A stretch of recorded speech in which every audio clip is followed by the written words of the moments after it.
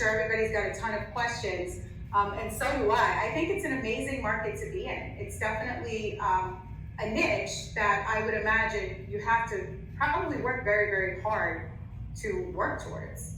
How did you get into the luxury business? How long have you been in real estate? Like, how did this all happen? Sure, I'd love to share.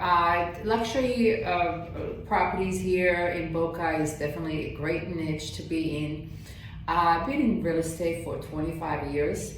And Wow. when I say I started from the bottom, I definitely, 25 years ago, I was running around all day showing a rental apartment for $500 a month.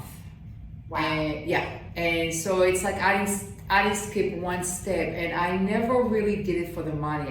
My passion to help people was really what drove me, and the excitement of, what is the most important part of your life is your home. So just to be a part of that meant the world to me, and I didn't look at it as like, oh, it's not a sale, or it's only $500 a month rental or $700 a month rental. I just did it because I loved it. And as time progressed, people got to know me, and my name got more known, and start making more money, and I would start more advertising more. And pretty much once you hit like one big neighborhood, once you get that one first listing that is in a luxury market, you gotta take it and you gotta run with it. So we finally got that listing now. You wanna put that all over the neighborhood that you're selling this home, especially if it's successful.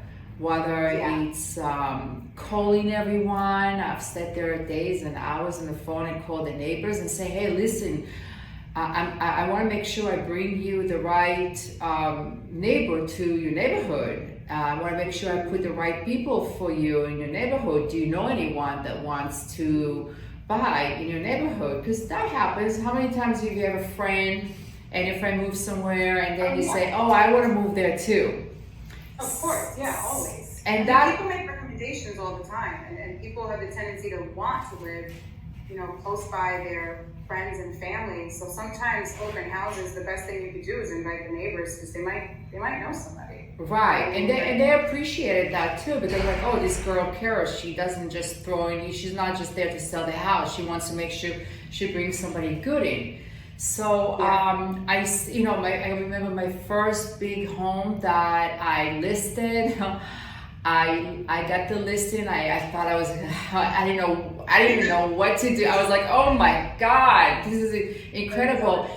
And I was showing a house for like literally half the price.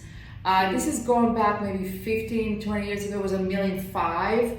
And back then, $1.5 million was a good sale. And I was showing a house, I think it was for like $700,000 to the people, and they walked in. I ended up selling them that house before I even put it on the market. So I changed the people from that property I was showing them into this other property.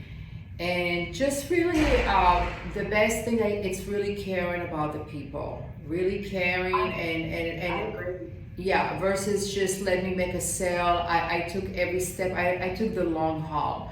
But now I just sold a $4 million house to a client from 15 years ago.